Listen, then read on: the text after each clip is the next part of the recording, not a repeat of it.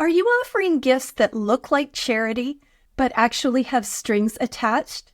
Stay tuned and learn how the Six of Pentacles can signify giving, receiving, and using your wealth to control others. You'll also learn the real person that this card was based on. Hi everybody, I'm Sue Ellen Clayton. Welcome to my channel where we'll be learning the tarot deck one card at a time. Today's video is about the Six of Pentacles. This video will begin with a short description of the card. Next, I'll briefly explain what this card means when it appears in a reading. Then we'll talk about what each element symbolizes and what the card means when it shows up in both the upright and reversed position in a reading. I'll give some examples from my life so you can relate the card to a real-world situation. And stay tuned until the end and I'll give you several questions to help you connect with the card. I will be using the Rider-Waite Tarot in this video. You'll find the link to the deck below, as well as to the many books that I've used in my research. So let's get started. In the Six of Pentacles, we see a nobleman standing in the center with a beggar kneeling on either side of him. The nobleman is wearing a red hat, a blue and white tunic, red belt, red tights, and green boots. There is a set of scales in his left hand. He's using his right hand to give 4 small coins to the beggar on our left, and there are 3 coins remaining in his hand. The beggar receiving the coins has a bandage around his head, and his hands are outstretched. He is wearing a yellow cloak that has bare patches. On the right side of the card, we see a beggar with a blue cloak with a patch on it. His hands are outstretched, but the man is not looking at him. All 3 men are on a gray stage. Behind the figures, on the left side of the background, we see green trees. To the right, we see a castle. There are 6 pentacles floating in the gray sky. When this card appears in a reading, it is about balanced exchanges between people. This card is usually considered to be about giving and receiving money. If you're giving money, it could be because you are paying for goods or services, giving a loan, or offering charity. You might also be using your money to repay a loan or some other type of debt. If you're on the receiving end of money, it could mean that you will receive a paycheck, charitable payment, a loan, or an unexpected financial gift that could include an inheritance or lottery winnings. In addition to money, the Six of Pentacles could be about other types of exchange. It could be an exchange between someone who is teaching or mentoring and someone who is a student or being mentored. It could be an exchange between someone who is doing the caretaking and someone who is being taken care of. It could be an exchange between someone who is giving approval and someone who is seeking or receiving approval, or someone who is a leader and someone who is a follower. It can also be a bit more sinister and about someone who is dominating and someone who is submissive, or someone who is powerful and someone who is powerless. It can also show a balance between haves and have-nots. The nobleman and the beggar in yellow both have money, while the beggar in blue is doing without. Let's talk about the symbolism in this card. In the Six of Pentacles, we see 3 figures. There is a nobleman standing in the center with 2 beggars in front of him. The nobleman is wearing a red hat, a blue and white tunic, red belt, red tights, and green boots. Red is the color of power, passion, and action, so the nobleman is clearly someone who is powerful and committed to giving money.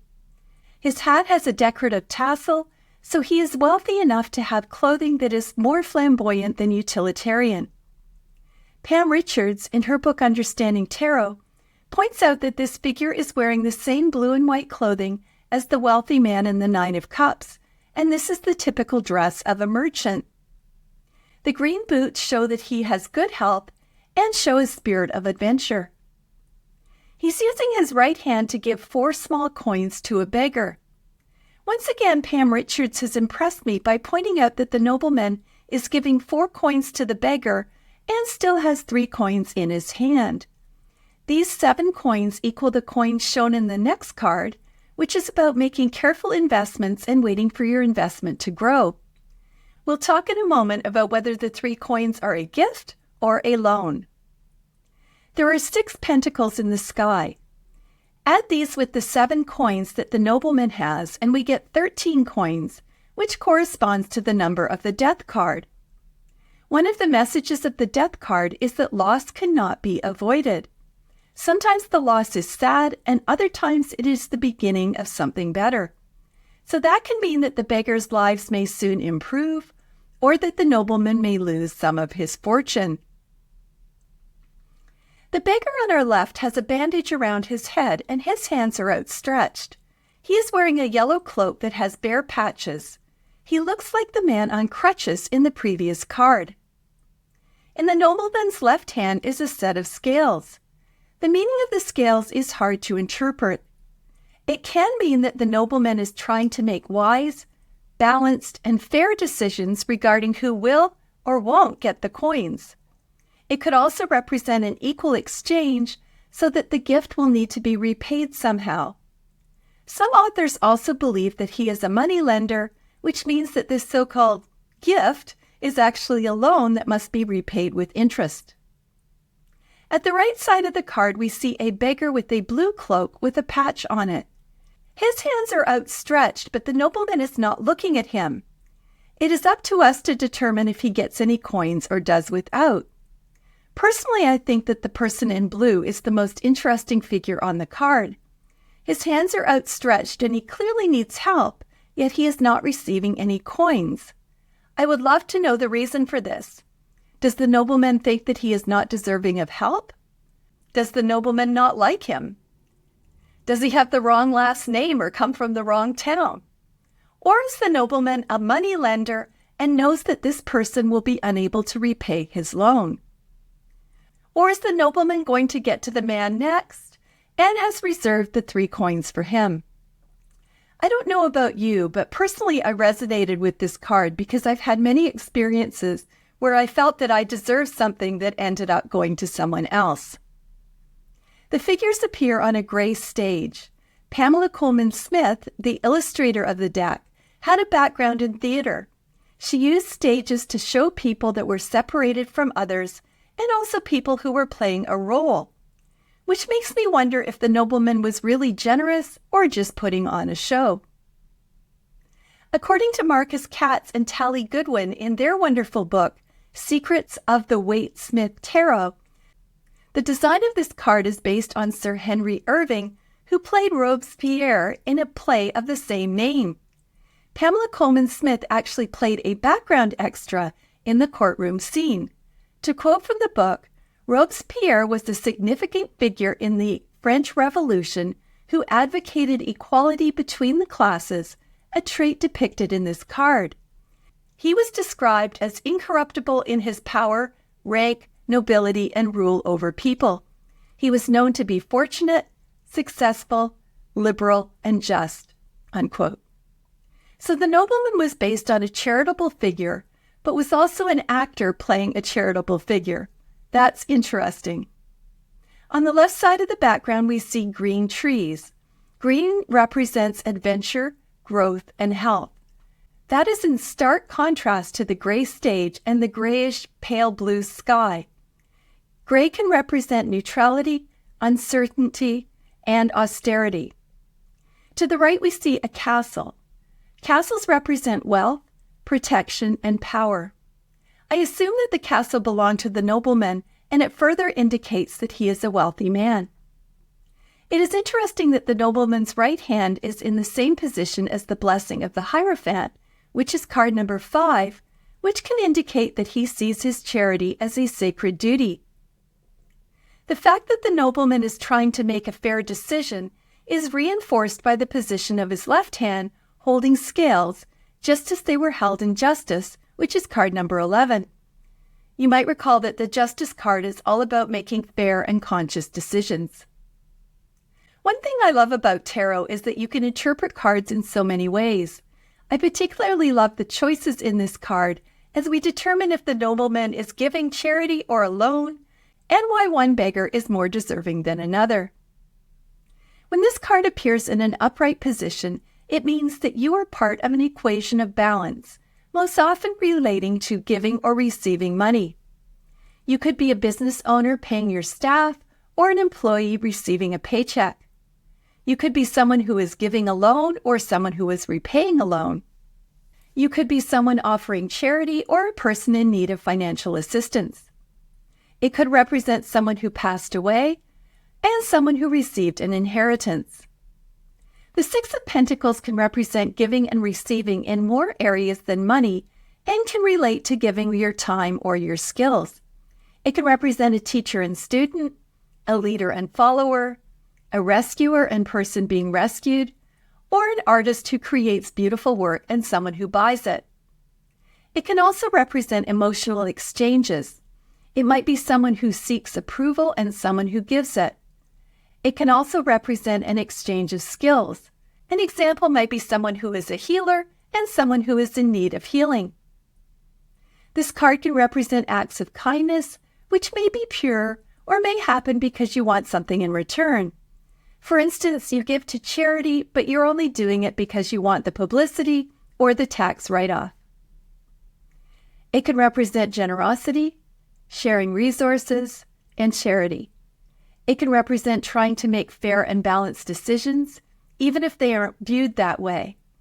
And finally, it can represent an unbalanced situation where you are controlling someone with your money or power. Here's an example of the Six of Pentacles from my life. I just finished a novel called Beautiful by Danielle Steele. Danielle Steele is one of my favorite writers when I want an escapist novel, but don't want to think too hard.